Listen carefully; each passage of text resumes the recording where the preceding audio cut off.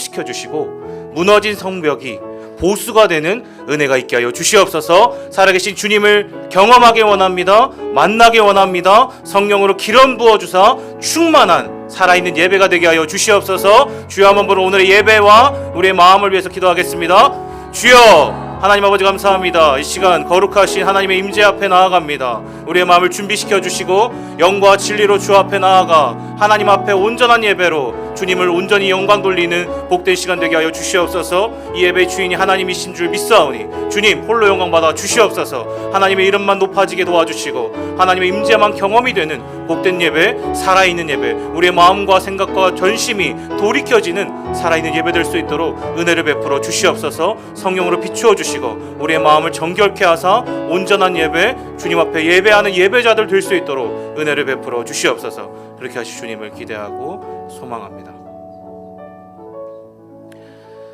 살아계신 하나님 감사합니다. 이 시간 이 예배를 주님께 올려드립니다.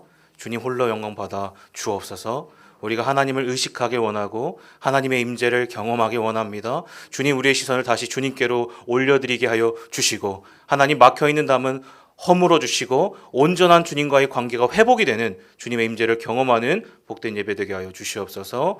그렇게 하실 주님을 기대합니다. 우리가 온전한 예배자가 되길 원합니다. 그렇게 하실 주님을 기대하고 예수님의 이름으로 기도합니다. 아멘. 반갑습니다.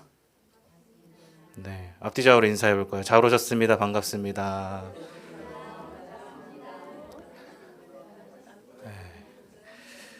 네, 오늘의 말씀은 요한복음 14장입니다. 요한복음 14장 22절부터 24절 짧으니까요. 다 같이 읽도록 하겠습니다. 요한복음 14장 22절부터 24절 말씀입니다. 읽겠습니다. 가룟인 아닌 유다가 이르되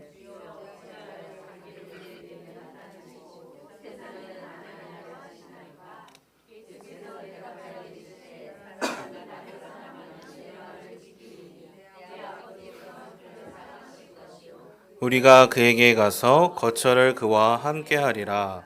나를 사랑하지 아니하는 자는 내 말을 지키지 아니하나니 너희가 듣는 말은 내 말이 아니요 나를 보내신 아버지의 말씀이니라. 아멘. 여러분 반갑습니다. 오늘은 요한복음 14장을 통해 은혜를 나누고자 합니다. 자, 먼저 화면을 보시면 혹시 이 책 보신 분 있으세요? 책은 아니더라도 옆에 있는 고도원의 아침 편지라는 것은 보신 분들이 있으실 거라고 생각이 듭니다. 저도 대학 시절에 아침마다 꼬박꼬박 봤던 것 같아요. 되게 좋은 인사이트, 좋은 글귀들을 올려주셔가지고 보면서 매일 힐링을 했습니다. 또 새롭게 하소서에서도 나오셨어요. 고도원 장로님이시더라고요. 그분의 책입니다. 여러분 이 책의 제목은 우리나라 속담에도 있는 말이에요. 사실 그분이 이 책을 통해서도 이런 말을 남기셨습니다. 또 화면을 보시면 혹시 지하철 타시는 분들 이 글 보신 적 있으세요? 나무 앞에서 책에서도 이렇게 나와 있는데 한번 들어보세요. 제가 좀 긴데 조금 읽어볼게요. 한번 어떤 글인지 한번 들어보시면 좋을 것 같습니다. 산에 가보면 아름드리 나무가 많습니다. 보기에도 울창하고 멋있어 보이는 나무들도 실은 별 볼 일 없고 초라한 나무에 불과합니다. 잘생기고 눈에 띄는 나무는 산에서 제대로 자라지 못합니다. 사람들이 다른 곳에 옮겨 심든지 뽑아가기 때문이지요. 우리에게도 혹 못생긴 나무처럼 잘생기지 못해서 쓰임받지 못하고 있다는 열등의식은 없는지요. 하지만 기억하십시오. 보잘것없는 나무가 산을 지키듯이 못생긴 나무는 제대로 자리를 지키며 서서히 자라나서 나중에는 대들보보다 기둥 같은 역할을 해내게 된다는 사실을 말입니다. 오늘 당장 좋은 곳에서 쓰임받지 못해도 낙심할 필요는 없습니다. 말없이 실력을 키우고 준비하십시오. 적당한 시기가 되면 가장 좋은 모습으로 능력을 발휘하게 될 것입니다. 오늘 내가 쓰임받지 않고 있다는 것은 곧 준비하라는 신호입니다. 여기까지요. 딱 들어보면 좋은 말인 것 같아요. 그렇다면 이게 무슨 뜻일까요? 제가 좀 길지만 읽어드렸던 이 글귀가요.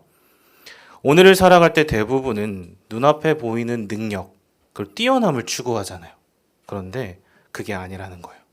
보이지 않는 대부분의 못생긴 나무가 이 세상을 지탱하고 있다. 우직하게 자기 자리를 지키는 분들을 통해 이 세상도 운행이 된다는 거예요. 여러분 오늘 본문에 나오는 우리가 방금 읽었죠. 그 누구와 비슷한 것 같습니다. 실제로 여러분 어느 공동체든지 그 공동체를 유지하고 지켜나가는 원동력은 누구일까요? 눈에 보이는 사람이 아닙니다. 물론 그분들을 통해서도 리더십이 발휘되기도 해요. 하지만 그 리더십을 지탱하기 위해서, 움직이기 위해서 뒤에서 보이지 않게 섬기시는 분들을 통해 진행된다는 거예요. 여러분 이것이 하나님의 나라에도 적용이 됩니다. 그 원리와 똑같다는 거예요. 세상에 뛰어난 자들이 아니라 가장 낮고 낮은 자를 통해 일하신다는 거예요. 그게 누구시죠? 우리의 롤 모델이신 예수님이 그러셨어요. 가장 낮은 섬김으로 보이지 않는 곳에서 하나님의 나라는 이미 임했고 지금도 완성을 향해 달려가고 있습니다. 여러분 오늘은 바로 그러한 인물이 성경에 등장하고 있어요. 특별히 예수님의 12 제자 중에 지난주에도 이제 제자를 살펴봤는데 아주 짧게 소개되고 있는 그리고 그 다음에 나오지 않는 인물이 있습니다. 여러분 그게 누구죠? 오늘 읽었는데 가룟 유다가 아니라 가룟인 아닌 유다입니다. 맞습니다. 그렇다면 과연 그 유다가요 어떠한 인물이고 무엇을 하고 있는지 또 그를 통해 주님은 무엇을 말하고 계시는지를 저와 여러분이 함께 살펴보길 원합니다. 여러분 사복음서를 보시면 12 제자의 이름이 막 열거돼요. 먼저는 마태복음 10장 3절에 그리고 마가복음 3장 18절을 나중에 개인적으로 찾아보세요. 이 가룟인 아닌 유다를요 이렇게 표현합니다. 다데오 들어보셨어요? 다데오라고 나와 있어요. 그리고 누가복음 6장 13절은 이 다데오를 야고보의 아들 유다라고 나와 있어요. 그렇게 표현합니다. 사도행전 1장 13절도 동일하게 야고보의 아들 유다라고 해요. 즉 여러분 이러한 내용을 종합해보면 가룟인 아닌 유다는 무엇일까요? 이름이라는 거예요. 그리고 다데오는 무엇일까요? 그의 별명입니다. 수식어처럼. 이해가 되시죠? 이렇게 추측을 할 수 있어요. 왜냐하면 누구누구의 아들, 야고보의 아들이라고 하고 유다라고 표현했어요. 근데 그게 별명인 경우는 별로 없습니다. 보통 그렇죠? 아들 누구, 이름이라는 거예요. 그러니까 여러분 야고보의 아들 유다는 본명이고 다데오는 별명입니다. 그렇다면 여러분 이제 생각해 봐야 돼요. 왜 마태 마가복음은 본명을 쓰지 않았을까? 또 누가복음 사도행전은 왜 야고보의 아들 유다라고 했을까? 그렇죠. 마태 마가복음은 다데오라고 했고 누가복음 사도행전은 유다라고 표현합니다. 왜 다른 복음서는 다데오라고 했냐는 거예요. 그것은 여러분 조금만 생각해보면 바로 나올 수 있어요. 실패한 제자와 구분하기 위함입니다. 실패한 제자가 누굴까요? 맞습니다. 가룟 유다와 구분하기 위해서 다데오라는 별명을 쓰고 있다. 그래서 오늘 본문인 요한복음도 그렇게 나와 있어요. 가룟인 아닌 유다. 여러분 이 다데오라는 이름의 별명의 뜻이 중요해요. 그게 뭐냐면 심장, 가슴, 사랑이 많은, 사랑을 받는 이라는 뜻입니다. 그래서 초대교부 제롬이라는 분은 다데오를 이렇게 표현했어요. 자, 한번 들어보세요. 예수님께 사랑을 받는 자. 자, 뭐라고요? 네. 그럼 보통 우리는 예수님께 사랑 받는 자 하면 요한을 떠올립니다. 보통은 그렇게 알고 있어요. 하지만 큰 사랑을 받은 자가 요한이라면 조용하게, 오늘 본문의 핵심인데 드러나지 않게 사랑을 받은 자가 다데오였다는 거예요. 그러니까 여러분 한번 생각해 보세요. 그렇다면 이름과 별명의 차이가 무엇일까요? 지금 이름을 얘기했고요. 별명을 얘기했어요. 그 이름과 별명의 차이가 무엇일까? 이것도 생각해 보시면 오늘 본문을 이해하는 데 아주 유익합니다. 여러분 제 이름은 뭐죠? 네, 성은 김이고 이름은 성현입니다. 부모님이 지어주셨어요. 네, 성스러울 성, 어질년. 우와, 도덕책에 많이 나오는 이름이죠. 성스럽고 어질게 자라라. 네, 어지럽히는 말이 아니라 여러분 태어날 때부터 제가 그러한 모습이라서 우리 부모님이 지어주셨을까요? 아니면 그렇게 살길 바라는 마음에서 지어주셨을까요? 맞습니다. 지금의 모습이 아니라 그러한 소망, 염원을 담은 마음에서 지었다는 거예요. 오늘도 제가 예상을 했습니다. 선우가 왔는데 맞죠? 선우 이름? 혹시 선우의 이름은 뜻은 뭐죠? 들리진 않지만 그런 거예요. 즉 저와 여러분이 그렇게 살길 바라는 부모님의 마음이 반영되었다는 거예요. 그 이름에 걸맞는 사람이 되라고. 그게 이름입니다. 그렇다면 이에 반해서 별명은 어떨까요? 여러분 별명은 뭐죠? 지금 당장 그 사람에게 보이는 특징을 담고 있어요. 예를 들어 배짱이, 너는 배짱이 같아 라고 하면 어떤 특징이 있죠? 그렇죠. 바로 나오시는데 겉모습이 아주 평온해 보여요. 유유자적해요. 안 좋게는 방금 말씀하신 한량, 게으르고 아무것도 안 하는 백수 같은 모습을 비유하기도 합니다. 자, 그런 관점에서 오늘 본문을 한번 보세요. 지금 유다의 별명이 무엇이었죠? 다데오라고 했습니다. 그 뜻이 뭐라고 했죠? 맞습니다. 따뜻하고 사랑이 많은, 하나님께 사랑을 받는. 즉 여러분 그 사람이 어때요? 별명이니까 실제로 그러한 사람이었다는 것을 추측할 수 있습니다. 그렇죠?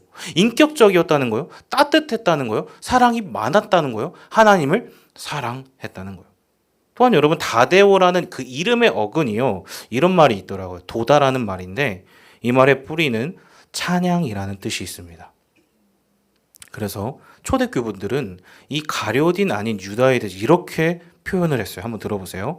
또 하나의 유다는 가룟 유다와 여러 면에서 대조를 이룬다. 가룟 유다가 불평할 때 유다는 불평했잖아요. 가룟 유다는 이 사람은 찬양하고 있었다. 다데오가 찬양하고 있었다. 여러분 어떻게 이럴 수 있을까요? 어떻게 다데오는 이렇게 아름다운 별명을 가질 수 있었을까? 여러분 생각해 보십시오. 그는 비록 화려하진 않았어요. 특별한 능력은 없었어요. 왜? 그래서 기록이 별로 없습니다. 하지만 그 이름의 뜻이 증명하고 있어요. 무엇을요? 늘 그의 삶은 기쁨과 감사가 있었다. 하나님을 찬양했다. 사랑과 긍휼이 있었다. 여러분 우리는 늘 비교를 하는 세상에 살아갑니다. 그렇죠? 보통 우리는 열등감, 피해의식에 사로잡힐 때가 있어요. 지금 여러분 잘 보시면 제자들이 그랬어요. 똑같이 뽑혔습니다. 12명이. 근데 예수님이 보통 3명만 꼭 데려가십니다. 그게 누구죠? 베드로와 야고보와 요한. 우리 같은 인물들, 눈에 보이지 않는 인물들은 눈길을 안 주니까 여러분 어떻겠어요? 일반적으로 상식적으로 사람은 짜증이 나는 거예요. 열받는 거예요. 가룟 유다처럼 불평, 불만이 일어나는 게 당연하다는 거예요. 그런데 여러분 다데오는 어땠다는 거예요? 그렇지 않았다는 거예요. 여러분 넉넉한 마음이 있었습니다. 웃었어요. 왜? 여러분 어떻게 이럴 수 있을까요? 그가 하나님을 어떻게 했죠? 바라보았기 때문입니다. 여러분 그의 시선은 예수님을 향하고 있었어요. 왜? 그 이름의 뜻이 증명하고 있습니다. 삶이. 여러분 찬양은 내가 봐야 할 대상을 분명하게 봐야 할 수 있는 거예요. 감사도 동일합니다. 여러분 이 세상은 불평과 비교가 기본 값이지만 하나님은 그렇지 않으시다는 거예요. 기쁨과 사랑이 넘치심. 그러면 여러분 그 주님을 보고 있는데 세상과 나를 볼 때 불평과 불만을 볼 수 있을까요? 내가 하나님을 보고 있다면? 그렇지 않다는 거예요. 그렇기 때문에 여러분 우리가 지금 나의 시선이 누구를 향하고 있는지가 너무 중요해요. 사람과 주변만 보면 비교하는 것이 당연하지만 그게 세상의 가치니까요. 너는 가졌네? 보통 나는 안 가졌어. 그래 너무 힘들어. 하지만 모든 만물의 주인이신 하나님을 보면요. 여러분 그럴 수가 없는 거예요. 그 안에 있으면 넉넉해지는 것입니다. 충만해지는 거예요. 왜? 모든 생명의 근원이신 하나님과 함께 하고 있기 때문입니다. 불안할 수가 없어요. 내 가정과 주변과 이웃들을, 세상을요, 그 하나님의 마음으로 볼 수가 있는 거예요. 해석이 되는 거예요. 지금 누가 그랬다고요? 다데오가 그랬다. 여러분, 요한복음 13장 14장은요 지난번에도 한번 살펴본 적이 있습니다. 그쵸? 혹시 여러분 기억을 한번 더듬어 보세요. 13장에서 어떤 일이 있었죠? 자, 요한복음 13장에서 어떤 사건이 있었어요. 그게 뭘까요? 예수님이 드디어 자신이 누구이심을, 메시아이심을 드러내셨으면, 그게 뭐예요? 대표적으로 세족식입니다. 최후의 만찬을 하셨어요. 떡과 잔을 나누시며 내가 어떻게 죽고 어떻게 부활할지를 말씀하셨어요. 제자들의 발을 씻기셨습니다. 옷을 벗으셨어요. 한번 상상해 보세요. 옷을 벗으시고 그들의 발에 묻어있는 더러움과 먼지들을 닦아주심. 그리고 다시 옷을 입으세요. 여러분, 이것은 상징입니다. 예수님께서 옷을 벗으셨다. 죽을 거야. 그리고 다시 너를 깨끗게 하고 옷을 입을 거야. 부활을 예표하는 것입니다. 나는 죽으러 왔다. 예수님의 십자가를 예고하고 있어요. 그뿐 아니라 여러분 13장부터 15장까지는 예수님의 마지막 십자가 이전에 하시는 고별 설교라는 거예요. 이해가 되시죠? 그런데 여러분, 오늘 본문 14장의 앞을 보시면요. 앞을 보셔야 돼요. 보시면 다데오가 아니라 다른 두 제자들의 질문이 나오고 있습니다. 그게 뭘까요? 그리고 오늘 다데오가 곧바로 이어서 질문을 하는 게 오늘 본문이에요. 그러니까 세 가지 질문. 이것을 우리가 비교하면서 좀 이해할 필요가 있습니다. 자, 먼저는 요한복음 14장 5절입니다. 다 같이 도마의 질문인데요. 다 같이 읽어볼게요. 시작.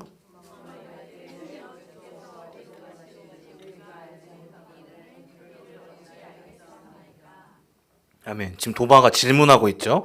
이제 좀 생각을 많이 해보셔야 돼요. 여러분, 지금 예수님이 말하고 계셨습니다. 그런데 지금 도마의 반응이 어떻죠?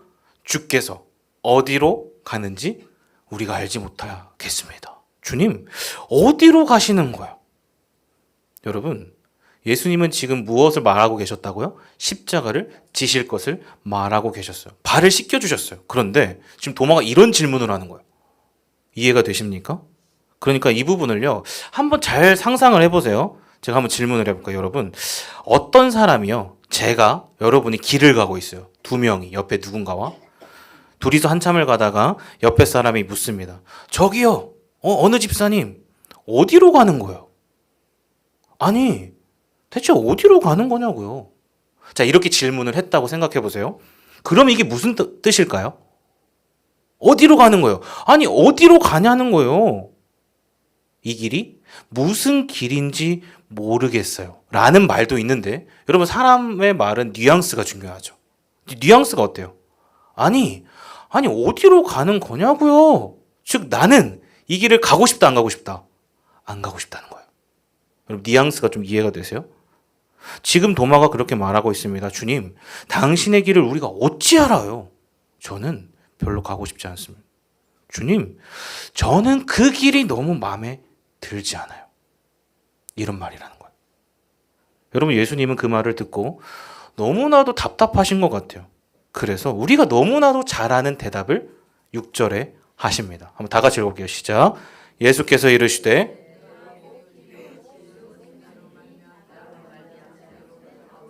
올 자가 없느니라. 여러분, 이해가 되세요? 지금 도마의 질문과 예수님의 대답이 뭔가 좀 안 맞는데 뭔가 엉뚱한 것 같은 느낌인 거예요. 서로 소통이 지금 안 되고 있죠. 예수님이 말하고 가르치시는데 계속 제자들이 엉뚱한 소리를 합니다.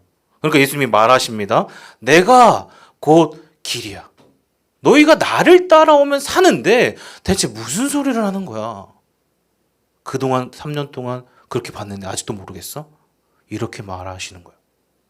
그래서 여러분, 화면을 보시면 혹시 이 책 보신 분 있으세요? KBS 아나운서 출신 김은성이라는 분이 쓰셨어요. 예수님께 뭐예요? 제목이 무엇입니까? 소통을 배워라. 제목에서부터 뭔가 느껴지시죠?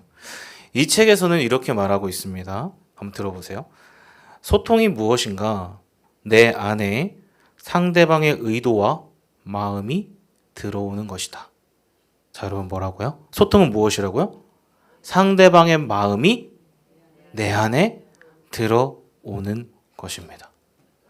여러분 보통 커뮤니케이션을 전공하거나 학자들은 예수님을 이렇게 말해요. 소통의 달인이라고 합니다. 들어보셨어요? 그렇다면 왜 그럴까요? 예수님이 왜 소통의 달인이실까요? 예수님은 복음을 말로만 전하지 않으셨기 때문이에요. 직접 이 땅에 오셨죠? 각자의 마음에 들어가셨어요. 몸소 그 삶에 가셨습니다. 만지셨고 느끼셨어요. 여러분 그게 바로 우리가 지난 주일에 들었던 말씀이죠. 어떤 분이신 예수님? 제사장이신 예수님. 그렇죠. 우리의 마음을 능히 동정하실 수 있습니다. 그게 나병 환자를 향한 예수님의 모습이었어요. 만지시고요. 똑같이 스스로 어떻게 되어지셨습니까? 부정해지셨어요. 이해가 되시죠? 만지면 부정해지는데 예수님이 만지셨다는 거요. 내가 부정해질게. 직접 오셔서 소통하여 체휼하신 거예요. 그 마음을 내가 느낄 거야. 그리고 강력한 의지로 내가 그러하길 원한다고 하셨습니다. 근데 여러분 너무나도 아이러니한 것은 예수님이 그렇게 하셨습니다. 그런데 3년을 함께한 제자들은요. 이러고 있는 거예요. 도마가 지금 엉뚱한 소리를 하고 있죠. 소통이 안 되는 것입니다. 못 느끼는 거예요. 왜요? 자기들의 생각에만 사로잡혀 있거든요. 예수님을 정치적인 메시아. 그렇죠? 여러분 그들의 마음에는 예수님의 진정한 마음이 없습니다. 예수님을 따라는 같지만 예수님을 이해하려고 하지 않았어요. 여러분 오늘날 우리의 문제가 무엇일까요? 신앙을 갖고 있고 그리스도인이라고 말을 하고 있고 교회를 다니고 있는데 우리에게 있는 문제가 뭐냐는 거예요. 똑같습니다. 예수님을 믿는다고 해요. 하지만 소통하지 않는 거예요. 예수님의 마음을 이해하지 않습니다. 왜요? 대화조차 하지 않으니까. 저부터가요. 교역자인 저부터가 그분 안에 있지 않으니까 듬성듬성. 당연히 예수님의 마음을 모르는 게 당연한 거예요. 제자들처럼. 우리는 어떠한지를 생각해 보셔야 됩니다. 그래서 여러분 화면을 보시면 이 책 제목이 너무 재밌어요. 제목이 뭐죠? 비서처럼 일해라. 여러분 제목만 보시면 비서처럼 일해야 되죠? 대답이 없으신데 제목만 보시고 오해하시면 안 됩니다. 이 책이요 아주 인사이트가 있는데 이 저자가 이렇게 말한 이유가 있습니다. 문자적으로 그렇게 하라가 아니에요. 비서처럼 일해라. 그래 비서처럼 노예처럼 일해라. 이게 아니에요. 그럼 무슨 말일까? 이 책에서 이렇게 얘기합니다. 대부분의 비서들은 회사에 자 우리 교회에 한번 비유해 보세요. 회사에 문제가 생기거나 다른 사람이 상관을 사장을 욕할 때 비서들은 어떻게 합니까? 라고 질문을 해요. 비서는 어떻게 하죠? 다른 사람이 막 상관을 욕해요. 누구 편을 들까요? 사장 편을 듭니다. 자, 여러분 뭐라고요? 이게 포인트예요. 비서는 상관, 사장 편이라는 거. 왜? 그 이유는요. 여러분 사장 옆에 있으면서 비서는 그 마음을 느껴야 된다는 거예요. 여러분 이해가 되십니까? 그래야 비서로 일할 수 있어요. 그렇지 않으면 일할 수 없습니다. 왜? 사장의 상관의 좋은 면, 안 좋은 면을 다 보잖아요. 근데 안 좋은 면만 보면 할 수 있을까요? 없다는 거예요. 그 마음을 공감해야 된다. 즉 여러분 그 조직의 대리, 회사에서는 그렇죠. 대리, 과장, 부장 그분들의 마음을 느끼면 우리는 어떻게 되죠? 나도 대리가 될 수 있다. 또 과장이 될 수 있다. 부장이 될 수 있다는 거예요. 여러분 부장, 사장이 동일합니다. 리더의 마음을 느끼는 그 순간부터 그 사람은 누가 되는 거예요? 리더가 될 자격이 주어진다는 거예요. 이해가 되시죠? 사랑하는 여러분, 오늘 우리에게 필요한 것이 바로 이것인 줄 믿습니다. 긍휼의 마음, 하나님의 마음이에요. 그분의 마음을 우리는 소통해야 되고요. 이해해야 됩니다. 근데 여러분 그냥 할 수가 없어요. 붙어 있어야 됩니다. 누구와요? 하나님과. 그래야 그분의 마음을 알 수 있습니다. 가까이 해야 여러분 열매가 먼저가 아니라 가지는 가까이 해야 뿌리와 함께 있어야 자라는 거예요. 그래서 여러분 요한복음 14장 바로 다음에 15장이 무슨 비유인 줄 아세요? 포도나무 비유입니다.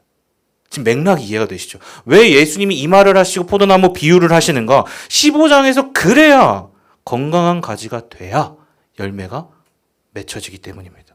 여러분, 중요한 것은 뿌리와 붙어 있는 것, 주님과 소통하는 것, 주님과 함께 하는 거예요. 여러분, 오늘 말씀을 전하는 저도 동일합니다. 오늘 이 말씀, 이 본문을 향한 하나님의 마음이 무엇인가? 이것을 고민해야 돼요. 하나님께 물어야 됩니다. 그리고 이것을 개인적으로 여러분들도 하시면 뭐가 되죠? 큐티가 되는 것이고, 공적으로 이렇게 나누면 설교가 되는 거예요.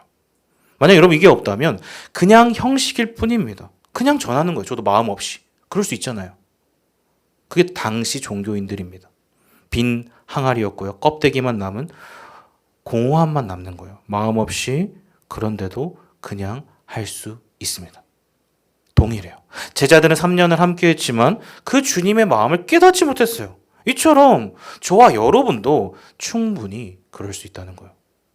여러분 한번 생각해 보십시오. 지금 내 마음의 상태는 어떠한가? 지금 나는 그 뿌리와 함께하고 있는가? 아니면 그 밖에 있는가?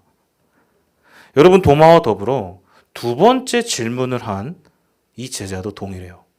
두 번째는 누가 질문을 했을까요? 여러분 성경을 보십시오. 8절인데요. 지난주에 봤던 제자입니다. 누구죠? 빌립이에요. 주여. 여러분, 그가 지난주에 나다나엘에게 뭐라고 했죠? 와서 보라. 그 말을 했던 인물이에요. 예수님이 나를 따르라 해서 무작정 따랐던 그가 지금은 이러고 있습니다. 한번 읽어보겠습니다. 시작. 빌립이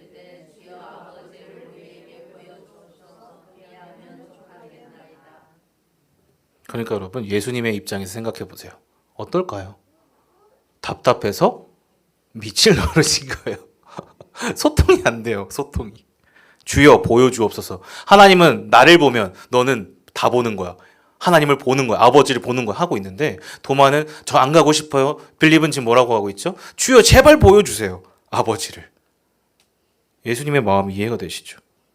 그러니까 여러분, 인간이 얼마나 연약한가. 처음에 예수님을 막 불같이 따른데 지금 이러고 있습니다. 그래서 여러분, 예수님은 이렇게 말하세요. 9절에 보시면 이 9절을 한번 여러분이 예수님의 입장에서 마음에서 한번 읽어보세요. 다 같이 읽겠습니다. 시작. 예수께서 이르시되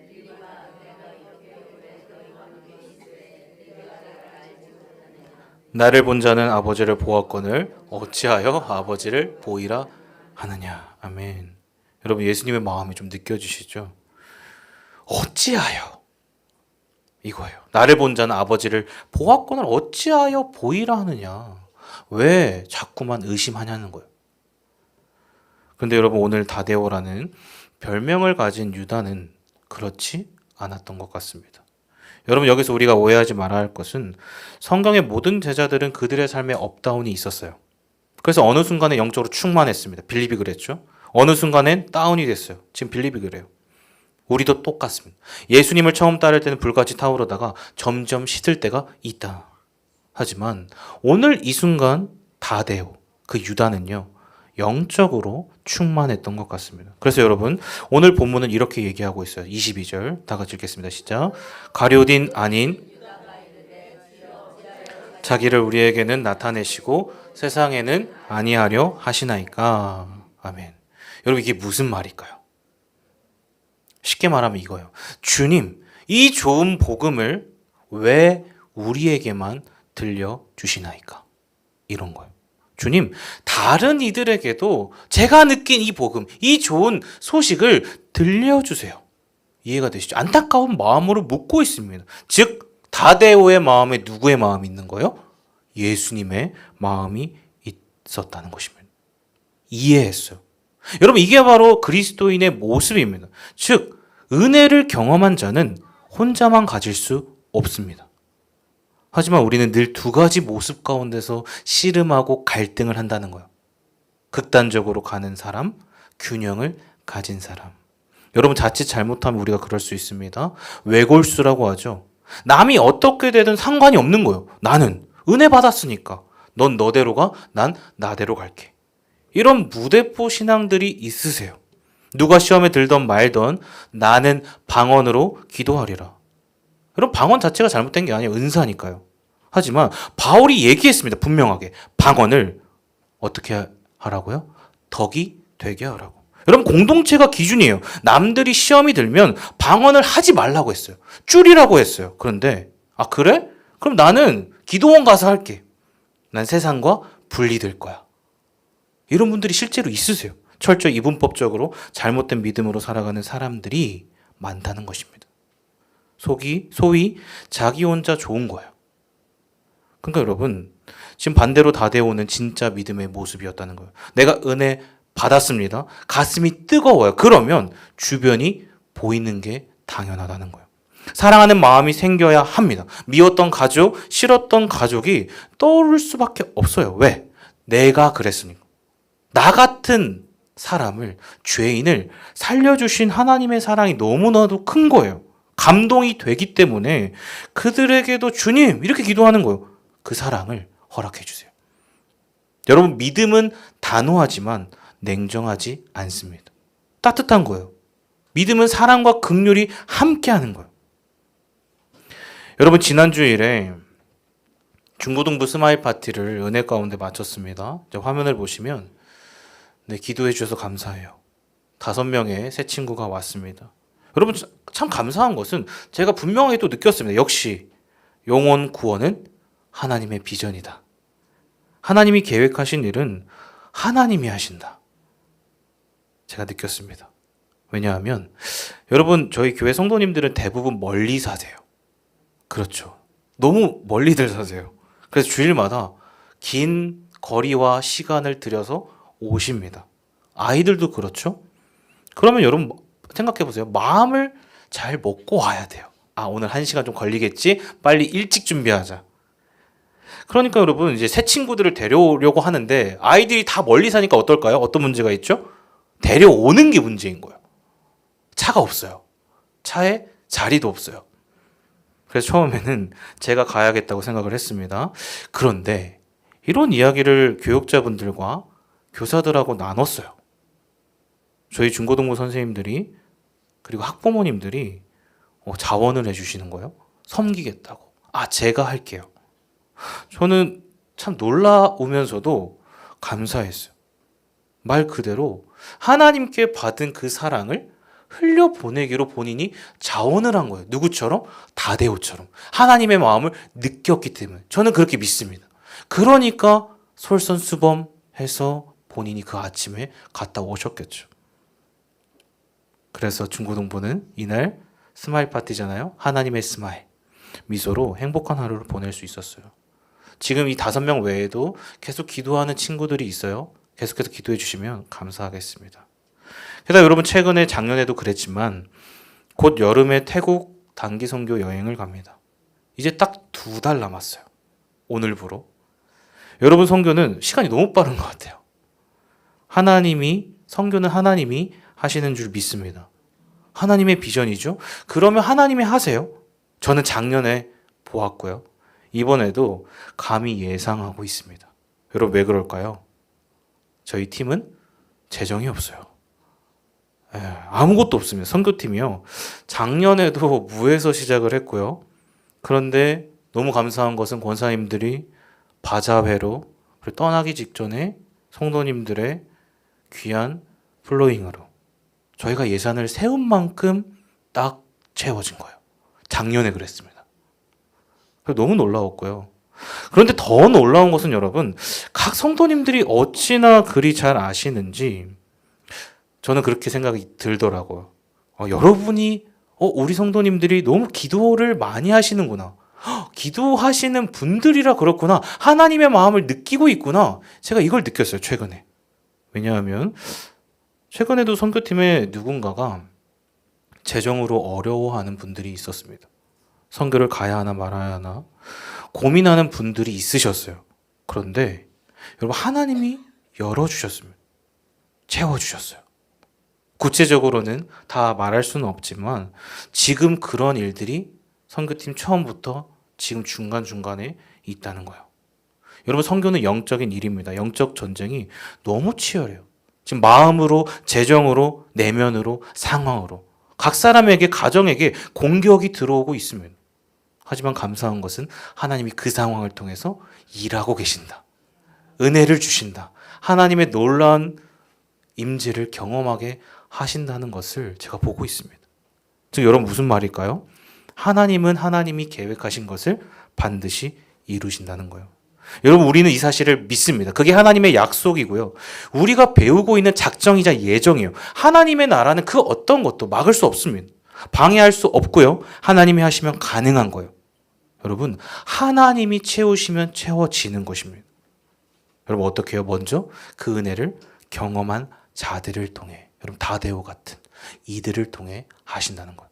그래서 여러분 오늘 예수님은 이 다데오의 질문에 마지막으로 이렇게 대답을 하십니다. 자, 오늘 본문 23절, 24절입니다. 다 같이요. 예수께서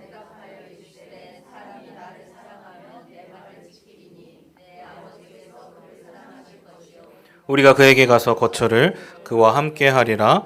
나를 사랑하지 아니하는 자는 내 말을 지키지 아니하나니 너희가 듣는 말은 내 말이 아니요 나를 보내신 아버지의 말씀이니라. 아멘. 여러분 이것이 이 예수님의 말이 핵심이자 결론입니다. 그 어떤 것보다 중요한 것은 너희가 지금 빨간색으로 되어 있죠. 나를 어떻게 하면? 사랑하면. 여러분 예수님의 제자들은 예수님을 따라 다녔습니다. 하지만 그들은요 근본적인 변화가 없었어요. 언제까지요? 요한복음 21장까지. 이해가 되시죠? 예수님이 부활하사 제자들에게 나타나실 때까지 변화가 없었어요. 요한의 아들 시몬아 네가 나를 사랑하느냐? 여러분 3번 질문하십니다. 예, 주님이 아십니다. 여러분 그때 주님이 뭐라고 하셨죠? 내 양을 먹이라, 치라. 여러분 예수님이 맡기신 것은요. 그러니까 제자들, 그 사람의 양이 아니었습니다. 하나님의 양이었어요. 즉 주님의 양이었다는 거예요. 기준이 달라지는 거예요. 주도권이 달라지는 것입니다. 여러분 그때부터 제자들은 완전히 바뀌어요. 주도권이 하나님께 넘어갑니다. 즉 저와 여러분이 지금 하고 있는 일들 있으시죠? 그것은 우리가 하는 게 아니에요.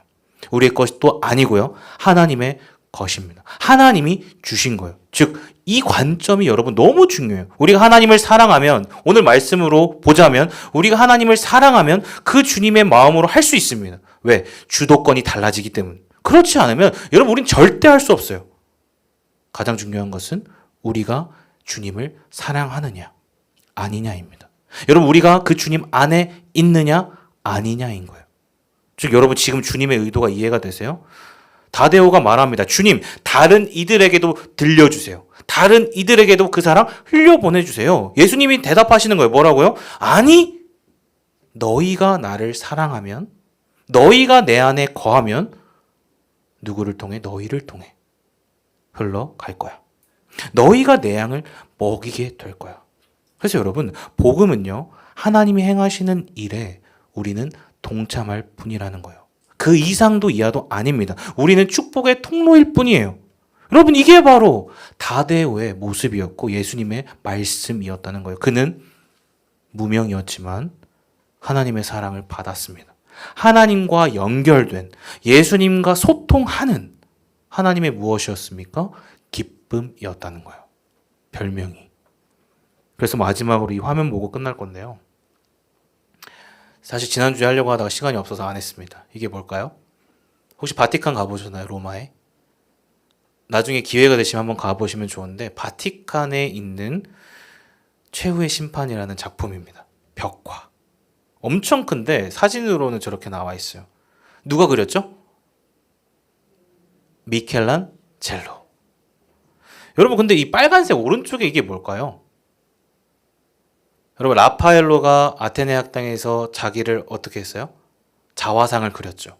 아테네 학당이라는 그림에서 똑같습니다. 미켈란젤로 역시 자신의 소망과 염원을 이 자화상으로 그렸어요. 어떤 모습입니까? 이렇게 나도 순교하리라. 잘 안 보이실 수 있는데 지금 이 좀 스크림 약간 공포 영화 같이 보이는데 살가죽이 벗겨진 모습입니다. 누구처럼? 여러분 제자들의 죽음을 전승들은 이렇게 기록하고 있는데요. 지난주에 나다나엘이 그렇게 죽었어요. 살가죽이 벗겨져서 죽습니다. 순교를 해요. 여러분, 예수님의 제자들이 그랬습니다. 처음은 미비했어요. 아까 계속 도마도 그랬고요. 여러 제자들이 엉뚱한 소리를 했지만 진짜 예수님을 21장 이후에 경험하고 성령이 임하고 주도권이 바뀌고 어떻게 됩니까? 진짜를 위해 살아갔다는 거예요. 자신의 목숨을 불살랐다는 거예요. 여러분, 다데오도 그랬습니다. 살가죽이 벗겨지고 인도에서 페르시아에서 터키에서 누구는 거꾸로 매달리고 들어보셨을 거예요. X자로 톱으로 단두대에 이슬이 됩니다. 여러분, 왜 그럴까요? 제자들이 왜 그렇게 엉뚱한 짓을 했지만 마지막에는 완전히 변화되어 그렇게 했냐는 거예요. 예수님과 소통했기 때문에. 그 마음을 이해하지 못한다면 절대 할 수 없어요. 어떻게 목숨을 걸죠? 예수님이 나를 위해 목숨을 거셨으니까. 그것을 분명히 경험했으니까요. 십자가를 내 인격으로 받아들였으니까요. 여러분, 가룟 유다는 그렇지 못했습니다. 끝까지 거부했어요. 십자가의 길을 가지 않았습니다. 왜요? 자기가 우선이었거든요. 철저히 그분 밖에 있었습니다. 사랑하는 여러분, 주님 안에 거하시길 바랍니다. 비록 업다운이 있고 화려하지 않을 수 있어요. 우리 인생이요. 보통의 인생들이 그래요. 눈에 보이는 사람들은 소수입니다. 그게 중요한 게 아니에요. 여러분, 특별한 능력이 없어도 됩니다. 진실한 마음으로 다데오처럼 주님을 사랑하시라는 거예요. 그러면 사랑을 받는 자, 그 축복을 받을 수 있습니다. 여러분, 능력이 먼저가 아니라 사랑과 인격이 먼저인 줄 믿습니다. 그분 안에 거하는 게 중요해요. 그러면 가룟 유다가 아니라 가룟인 아닌 유다가 될 수 있는 것입니다. 하나님 보시기에 사랑받는 자로 살 수 있는 거예요. 사랑하는 여러분, 부디 바라기는 저와 여러분 모두가 그러한 다데오의 인생들 되시길 축복합니다. 그렇게 주님을 따라 살아가시고 순종하시면 하나님이 책임져 주실 거예요. 하나님의 나라는 그러한 자들을 통해 세워져 가는 거니까요. 그렇게 하나님 나라의 귀한 축복의 통로가 다 되시는 복된 축복의 통로 되시길 예수님의 이름으로 축복합니다. 아멘. 우리 함께 받은 말씀과 또 감동을 가지고 예수의 길이라는 찬양을 같이 불렀으면 좋겠습니다.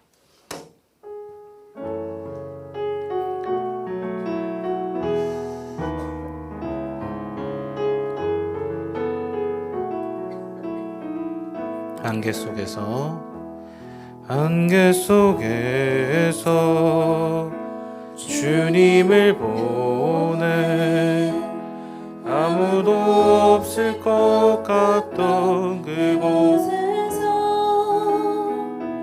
손 내미셔서 나를 붙드네 길을 거스러져 가던 그곳에서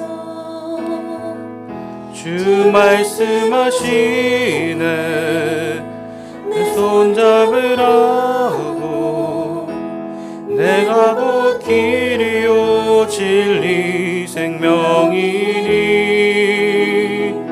나 그 길을 보내 주의 비하신 곳 다른 길로 돌아서지 않으리 예수의 길 그 좁은 길 나는 곧내 주 손 잡고 그 무엇도 두렵지 않네 주님 주신 약속 내게 있으니 아멘 세상의 길 그 험한 길 승리하네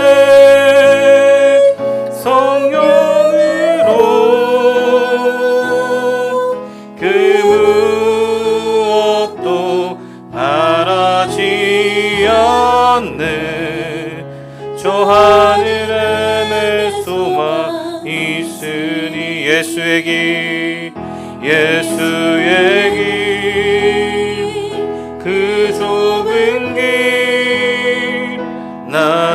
건네 주 손 잡고 그 무엇도 두렵지 않네. 주님 주신 약속 내게 있으리. 아멘. 세상의 길 험한 길 승리하네. 성령으로 그 무엇도 바라지 않네. 저 하늘에 내 소망 있으니. 아멘. 여러분, 오늘 말씀을 들으시면서 찬양을 하시면서 어떤 마음이 드십니까? 여러분, 오늘 말씀에서 다 잊어도요, 한 가지만 기억하라고 한다면 다데오의 인생이에요. 여러분, 그는 비록 무명이었지만 그 이름의 별명의 뜻에 담겨 있듯이 그는 하나님과 소통했던 자였다는 거예요. 여러분, 이거면 충분합니다. 우리의 인생에도요, 우리의 인생 대부분이 그러할 수 있어요. 화려하지 않고 높아지지 않고 보이지는 않지만 묵묵히 섬기는 그 자리에서 다른 누군가는 보지 않지만 하나님은 우리를 보고 계십니다. 또한 하나님은 그러한 우리를 찾고 계신다는 거예요. 주님의 마음과 소통하는 한 사람, 그 주님의 마음을 이해하는 한 사람, 그 주님의 임재에 있는 한 사람. 여러분, 오늘 저와 여러분의 모습은 어떠하세요? 그 주님의 뿌리에 붙어 계십니까? 아니면 가룟 유다처럼 그 밖에 계세요? 여러분, 가룟 유다는 그 비참한 인생을 살다가 비참한 결론을 맺습니다. 하지만 다른 제자들은 그렇지 않았어요. 왜? 그 주님의 사랑을 경험했기 때문에, 그 주님을 만났기 때문에 하나님이 나를 위해 목숨을 거셨구나, 나도 목숨을 다하여 주님을 섬기리라, 나의 인생의 분명한 목적과 목표가 생기는 거예요. 여러분, 우리의 인생에 그것이면 충분합니다. 우리가 누구를 위해 살아가야 되고 어디를 향해 가야 되고 어디로부터 왔는지만 알면 우리의 삶은 끝인 거예요. 그게 전부입니다. 여러분, 이 사실을 기억하면 기도합시다. 하나님, 이 시간 다데오의 인생처럼 살게 하여 주시옵소서. 하나님, 그는 보이지 않았지만 하나님께 사랑을 받았고 그 사랑을 흘려보내는 마음이 있었습니다. 저도 그렇게 되길 원합니다. 하나님을 사랑하게 하여 주시고 하나님 임재 안에 있게 하시고 그 주님의 마음을 그대로 흘려보내는 축복의 통로로 삼아 주시옵소서. 화려하지 않아도 됩니다. 하나님과 함께 할 수만 있다면, 그 주님과 동행할 수만 있다면 하나님, 그것으로 내 인생은 족합니다. 하나님, 당신을 바라보게 하여 주시옵소서. 그 주님으로 충만케 하여 주시옵소서. 우리 함께 주여 한번 부르고 다데오의 인생을 따르길 원한다고, 예수님과 소통하길 원한다고 함께 주여 한번 부르기도 하겠습니다. 주여, 하나님 아버지 감사합니다. 이 시간 주님의 거룩한 임재 가운데 나아가길 원합니다. 하나님, 이 시간 내 마음이, 나의 생각과 나의 중심이 하나님으로부터 떨어져 있었다면, 끊어져 있었다면 하나님, 이 시간 회복을 허락해 주시옵소서. 무너진 성벽이 보수되길 원합니다. 끊어진 관계가 회복되길 원합니다. 하나님과 연결을 회복시켜 주십시오. 주님 안에 거하라, 그리하면 네가 살리라. 주님 말씀하셨습니다. 하나님, 거기에 생명이 있습니다. 주님의 뿌리에 붙어 있을 때 우리는 온전한 가지로 자라날 줄 믿사오니 하나님, 이 시간 열매가 먼저가 아니라 가지로서 자라나는 은혜가 있게 도와주시옵소서. 온전한 건강한 가지가 되어 주님의 열매를 자연스럽게 맺을 수 있는 하나님의 존귀한 형상들 되게 하여 주시옵소서. 하나님의 존귀한 형상을 회복시켜 주시옵소서. 주님, 끊어진 잔치를 회복시켜 주시고 빈 항아리가 아니라 주님의 은혜로 생명으로 가득 채워진 주님의 임재가 되게 하여 주시옵소서. 우리가 할 수 없습니다. 하나님, 성령으로 다스려 주시옵소서. 성령으로 충만케 하여 주시옵소서. 주도권이 변해야 할 수 있습니다. 하나님의 주도권이 내게 있게 하여 주시고 하나님을 따라 하나님을 사랑할 때 그 주님의 사랑으로 할 수 있는 제가 되게 하여 주시옵소서. 하나님, 그렇게 하실 것을 신뢰합니다.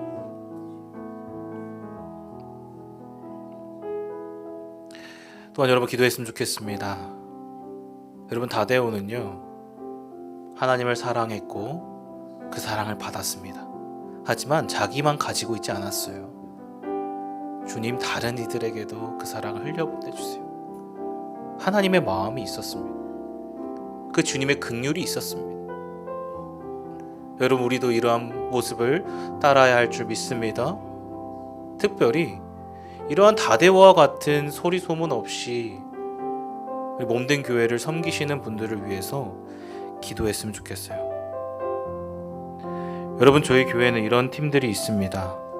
요람에 보니까요, 주차 봉사팀이 있고요, 안내위원팀, 1:1 제자 양육팀, 구제와 섬김팀,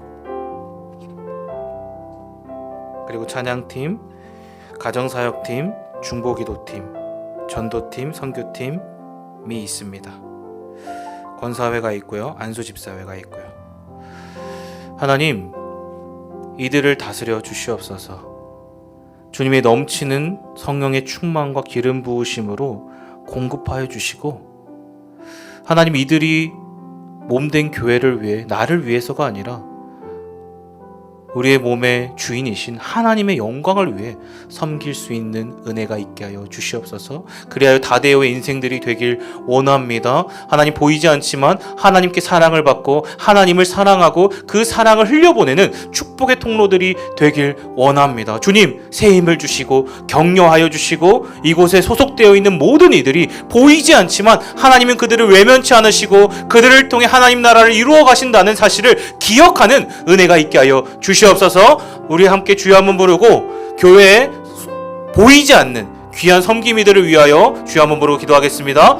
주여, 하나님 아버지 감사합니다. 이 시간 귀하고 복된 하나님의 다데오들을 위해 기도합니다. 묵묵히 몸된 교회를 위하여 섬기시는 이들이 있습니다. 주차봉사팀에, 안내위원팀에, 하나님 1:1 제자 양육팀에, 구제와 섬김팀에 하나님 다스려 주시고, 이들 가운데 하나님이 넘치는 성령의 충만과 기름 부으심과 새 힘을 허락하여 주시옵소서. 지치지 않게 도와주시고, 보이지 않지만 이 걸음들이 모여 하나님 나라의 귀한 퍼즐이 된다는 사실을 잊지 않는 은혜가 있게 하여 주시옵소서. 우리는 하나님 나라를 위해, 하나님의 영광을 위해 섬기는 것인 줄 믿습니다. 우리의 목적과 본명한 하나님 정체성을 허락하여 주시고, 본명한 사명의식으로 하나님 섬길 수 있는 은혜가 있게 하여 주시옵소서. 그렇게 하실 주님을 기대합니다. 하나님, 지칠 때가 많습니다. 하나님, 어려울 때도 있습니다. 하지만 그것을 보는 것이 아니라 우리의 시선이 하나님을 바라보게 하시고, 하나님 당신이 주신 은혜와 사랑으로, 긍휼로 그 사랑 흘려보낼 수 있는 복된 축복의 통로들이 되게 하여 주시옵소서. 하나님 다스려 주시길 원합니다.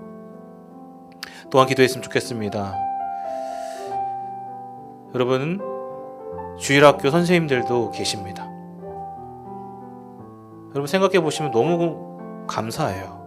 또 주일마다 점심으로 섬겨주신 권사님들도 계시고, 안내위원팀들. 그런데 제가 듣다 보면 참 사람의 인생이라는 게 쉽지 않잖아요. 매주 수많은 일들이 일어나고 개인의 상황과 환경이 너무 어려워질 때가 있어요. 그래서 교사회의를 하고 모임을 하다 보면 지쳐있고 낙담하고 낙심한 분들이 많습니다. 아버지 하나님, 이 시간 그들을 찾아가사 주님의 위로와 평강과 샬롬으로 허락하여 주시옵소서. 주님의 회복이 있기를 원합니다. 귀한 선생님들, 하나님의 영광을 위해, 그 마음을 위해 하나님 섬기시기로 결단하였는데, 만약 지금 어렵고 힘들고 어려운 상황이 있다면 하나님 그 모든 것들을 주님의 은혜로 회복시켜 주시고, 하나님의 넘치는 은혜로 주님의 때와 방법에 맞게 공급하여 주시옵소서. 주님의 회복을 경험하기 원합니다. 십자가의 주님의 그 사랑과 은혜를 경험하기 원합니다. 그래서 다시 일어나서 주님 주시는 새 힘으로 하나님 나라를 위해 섬길 수 있는 다음 세대의 부흥을 위하여 함께 달려갈 수 있는 복된 선생님들 되게 하여 주시옵소서. 우리 함께 주여 한번 부르고 우리 주일학교 선생님들을 위하여 기도하는 시간 갖겠습니다. 주여, 하나님 아버지 감사합니다. 이 시간 거룩하고 복된 주님의 나라를 위하여 섬기시는 귀하고 복된 유아유치부, 초등부, 중고등부, 대학 청년부, 선교팀, 권사님들이 계십니다. 집사님들이 계십니다. 하나님, 이들을 외면하지 말아주시고 그들의 각자의 상황과 환경과 마음을 주님 돌보아 주시옵소서.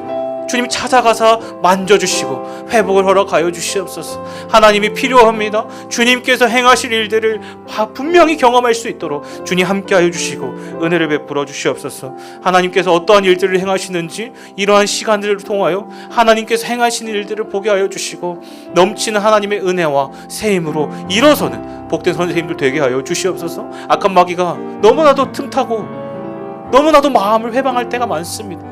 하나님, 그러나 무너지지 않게 도와주시고 나사렛 예수의 이름으로 담대히 물리치며 영으로 중심으로 깨어 주님 대적할 수 있는 힘을 허락하여 주시옵소서. 하나님의 거룩한 군사가 되길 원합니다. 깨어 기도하길 원합니다. 하나님 다스려 주시옵소서. 하나님 붙들어 주시옵소서. 계속해서 교회를 위해서 기도했으면 좋겠는데요. 6월 29일 임직식이 있습니다. 하나님, 이 시간 이 날이 수많은 순서들도 또 있을 것 같아요. 사람의 행사가 아니라 하나님이 주관하시는 하나님 복된 예배가 되게 하여 주시옵소서.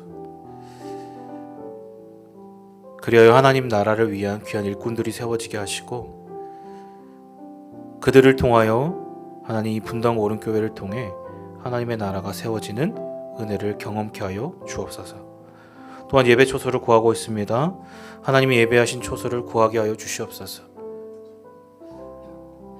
여러분, 초소는 저희들의 영역이 아닌 것 같아요.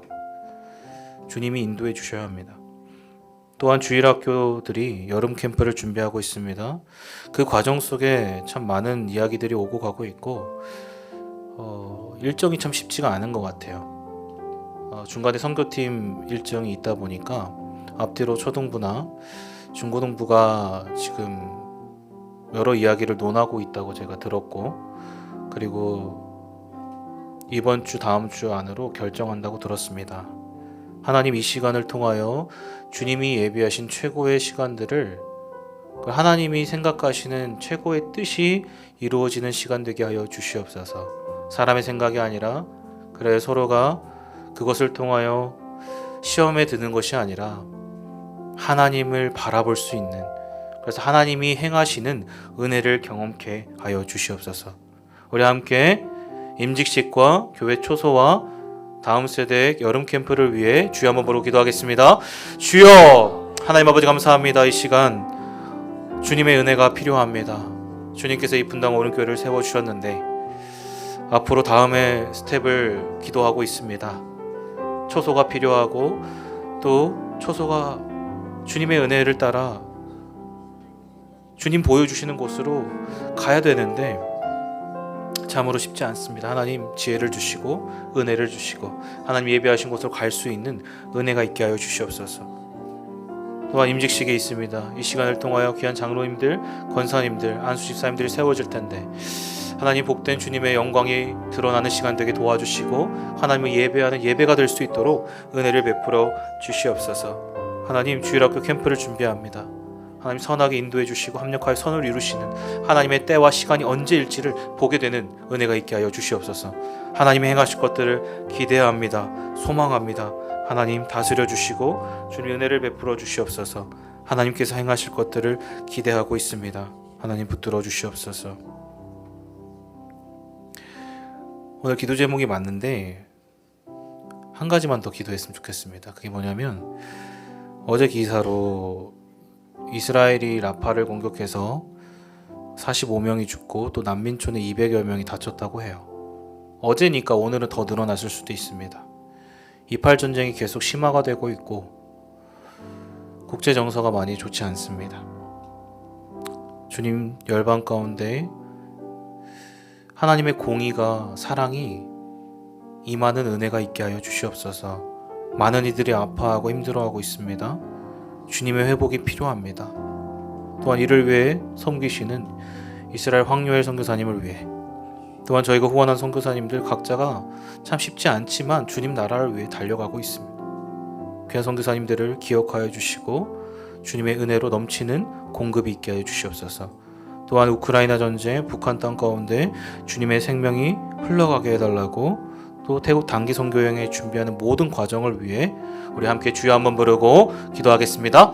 주여 하나님 아버지 감사합니다. 이 시간 하나님 열방을 위해 기도합니다. 이스라엘과 팔레스타인이 계속해서 전쟁을 하고 있습니다. 수많은 이들이 죽어가고 있고 아파하고 고통받고 기근이 있습니다. 하나님 이 시간들을 통하여 원하신 하나님의 뜻이 무엇인지를 알게 하시고 하나님의 사랑과 공의가 흘러가는 은혜가 있게 하여 주시옵소서. 하나님을 바라볼 수 있기를 원합니다. 주님을 바라보길 원합니다. 하나님 주님의 회복과 사랑이 흘러갈 수 있도록 은혜를 베풀어 주시옵소서. 하나님 전쟁을 멈추어 주시고 우크라이나 가운데 북한 땅 가운데 주님의 생명이 흘러갈 수 있도록 하나님 은혜를 베풀어 주시옵소서. 하나님 선교를 준비하고 있습니다. 이 모든 과정 가운데 하나님의 넘치는 은혜가 있을 수 있도록 하나님 모든 것이 합력하여 선을 이루시는 하나님을 볼 수 있도록 은혜를 베풀어 주시옵소서. 하나님 함께하여 주시옵소서. 그렇게 행하실 주님을 기대합니다. 살아계신 하나님 감사합니다. 오늘 이 시간 하나님은 무명의 다데오를 외면치 않으시고 사랑하시는, 또한 그렇게 살아가는 우리를 동일하게 사랑하시는 하나님이심을 깨닫게 하시니 감사합니다. 하나님 이 시간 그 주님을 보길 원합니다. 다데오처럼 그 주님과 소통하길 원합니다. 주님 온전한 연결을 회복시켜 주시옵소서.